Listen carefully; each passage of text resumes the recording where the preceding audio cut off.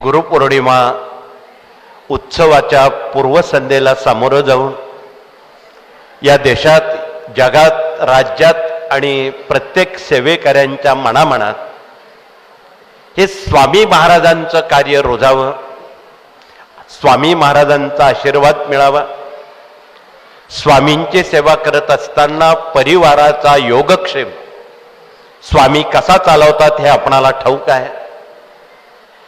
अनन्ना निश्चयंतो मा ये जना पर्युपासते तेषां नित्याभियुक्तानां योगक्षेम वहाम्यहम.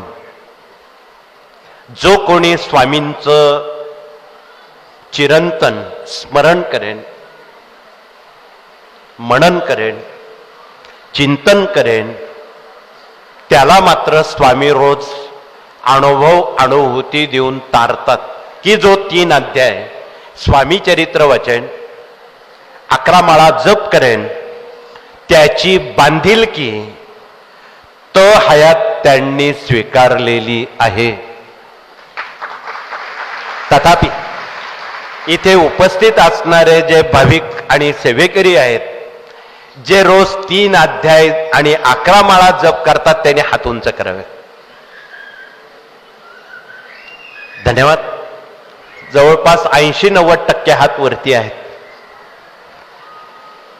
20% अजून हात वरती नव्हते. ते सणावाराला कधीतरी स्वामी चरित्र किंवा 11 माळा जप करत असतील, त्यांचे हात मात्र खाली होते. परंतु आपला श्वासच स्वामी महाराज आहे. श्वास म्हटल्यावर बाकीचं काही बोलायचं काही कारणच नाही. श्वासच जर स्वामी महाराज आहेत, तर मग नित्यानं आपण त्यांची सेवा सर्वप्रथम करणं ही आपली नैतिक जिम्मेदारी आहे.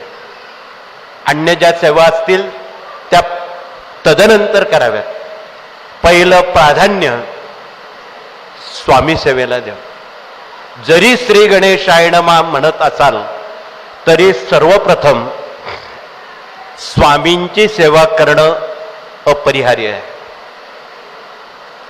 गणपतीच्या बाबत स्वामींनी बरंच कथन तत्कालीन सेवेकऱ्यांसमोर केलेलं होतं आहे.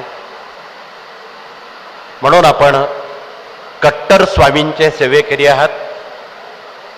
रोज स्नान झाल्याबरोबर स्वामींची सेवा करणं, 3 अध्याय 11 माळा जप करून